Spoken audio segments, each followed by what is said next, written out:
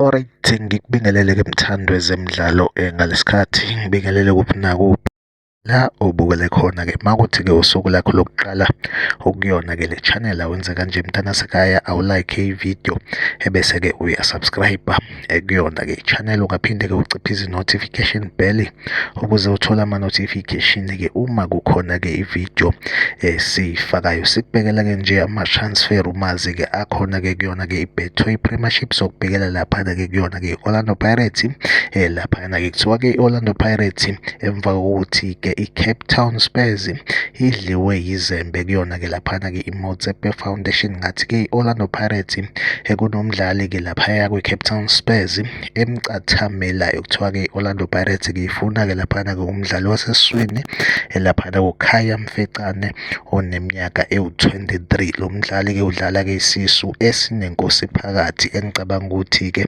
uzofitha athi gaxa kuzona-ke ezimnyama, noma i-competition iningi kwezimnyama, kodwa-ke uku-eda nje abadlali kwenzela ukuthi-ke mhlambe makuba nama-injuries akwazi-ke ukuthi-ke naye alekelele-ke. Impela-ke iyona update engiyiphethe-ke njengamanje. Like ividiyo, usubscribe kwi-channel, mina nawe asihlangabezane kwividiyo elandelayo.